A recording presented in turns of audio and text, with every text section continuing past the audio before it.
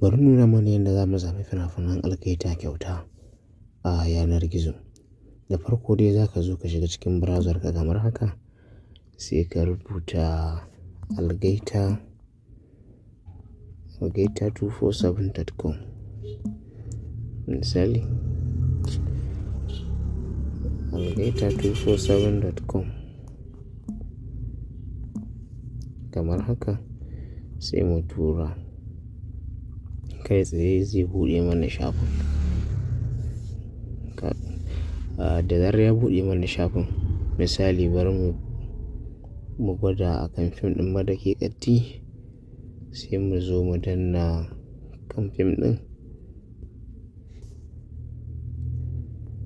Sai mu zo mu danna kan fim ɗin, zai buɗe mana kamar haka.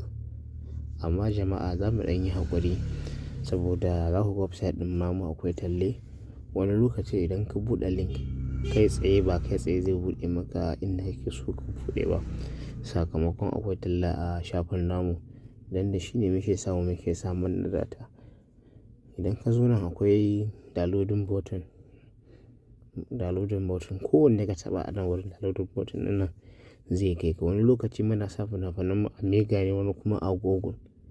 Idan ya kasance ko ina akwai su, in ka ga download button guda biyu nan, to sai ka zaɓi guda ɗaya inda kake so ya fi maka. In ko ina za ka iya kallo kuma za ka iya sauke shi a cikin wayarka. Misali bari mu gwada wannan mu gani. Idan na danna shi haka, to kai tsaye zai buɗe mun inda zan kalle shi. Nan wurin yana mun cewa idan in sauke wannan ɗin. Misali zan iya sauke. Idan kana da mega app a cikin wayanka, kai tsaye zai buɗe ma cikin mega ɗinka, za ka iya kallon shi ko kuma ka sauke shi.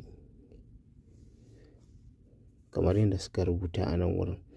Idan na installing ɗin app ɗin, zan iya kallon abuna a ciki kuma zan iya zazzage shi.